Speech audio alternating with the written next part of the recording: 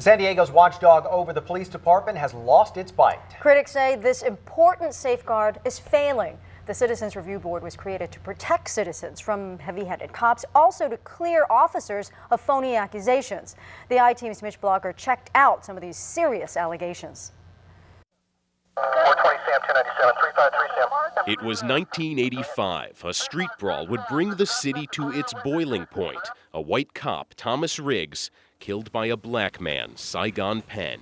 He said he did it in self-defense.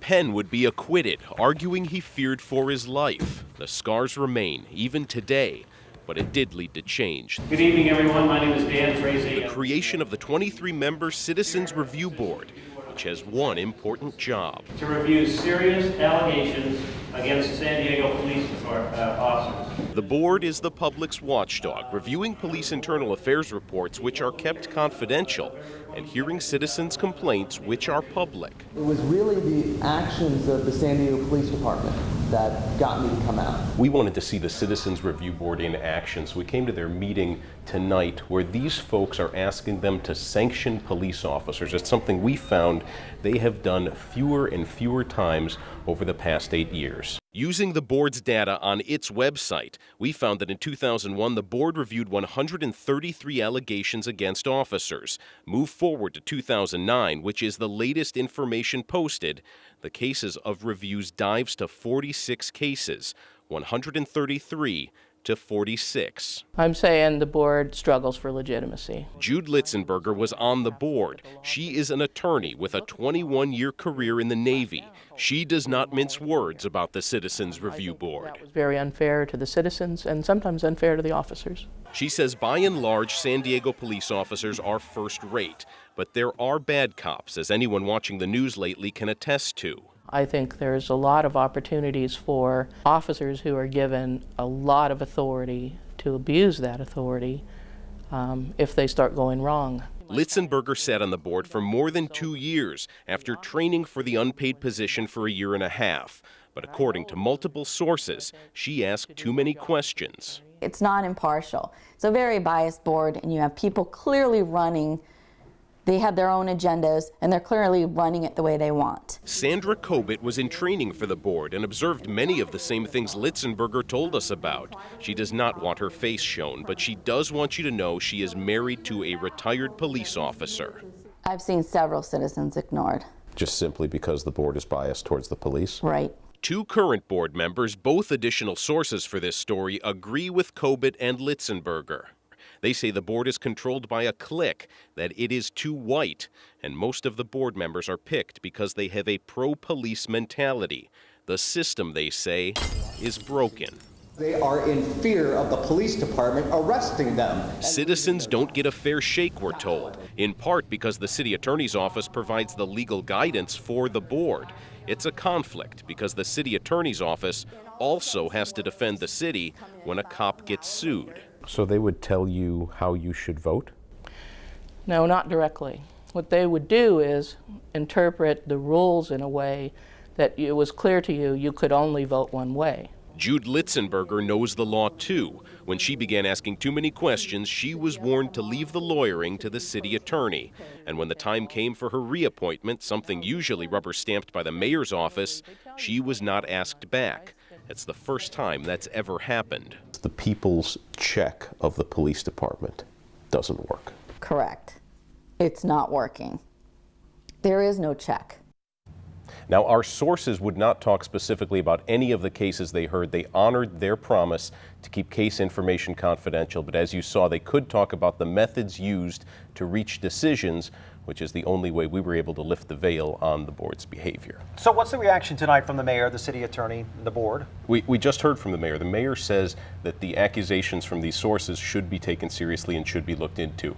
The board president, as well as the city attorney's office, say they're not doing anything wrong, that they are following the rules, that they are doing what they're supposed to be doing, but we're going to continue to watch this and see how they react. We know you will. Yeah. Thank you, Mitch. A 10 News investigation revealed questionable practices inside the Citizens Board that's supposed to watch over the San Diego Police Department. And tonight, 10 News has learned the San Diego grand jury is now getting involved. I-Team reporter Mitch Blocker has the serious questions about police oversight being raised. 185, They're sent into dangerous situations. They didn't seek out those situations. They're there for us. Cal Western professor Justin Brooks acknowledges police work is dangerous. So does Christian Ramirez of American Friends Service, a nonprofit advocating for minorities. But both also agree there are serious policing issues in San Diego. Members of our community who are victims of crime or witness crime are even afraid to come forward and to the police. They both spoke to 10 News following our investigation into the Citizens Review Board, which reviews police actions. The board's own members, both past and present, have told us while well-meaning, it is ineffective and biased. Some of these officers appear to have a feeling of immunity about being held accountable. We're told even good cops can get a bad rap from the board if they get on the wrong side of certain police managers.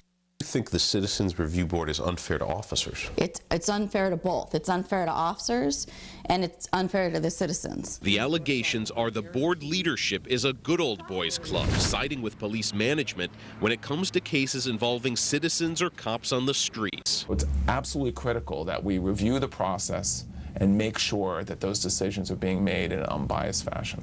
Ramirez says the minorities he comes in contact with don't trust the board and haven't for some time.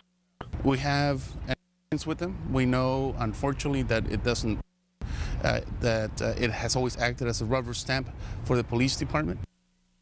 Now, what we don't know is what direction the grand jury is going to take as it investigates San Diego police oversight. We are told it will depend on the complexity of the case, and of course we will report what happens when it happens. So does anyone have a say on how the board conducts its business? Yes, there is a national organization that oversees police oversight organizations, and they have their own code of ethics, which they expect their member organizations to follow. True. Yeah, well, that would make sense. Thanks, Mitch. Thank you, Mitch.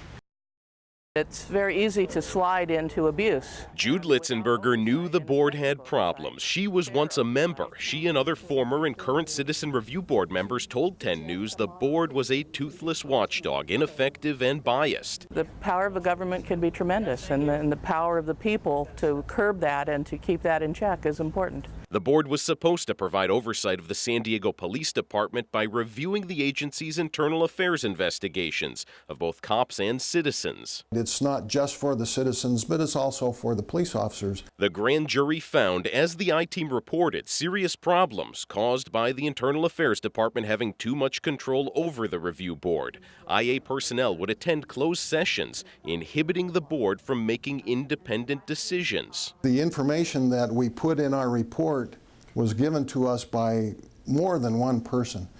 Almost everybody that we interviewed told us the same things. It was run like a good old boys club, with longtime city attorneys being heavy-handed enforcers. Basically, there was a party line. If you wavered from that line, you were harassed, bullied. The lack of decorum creates an atmosphere of fear and intimidation among some board members and prospective board members. That poisoned environment would force minorities to bail from the board, as well as white prospects.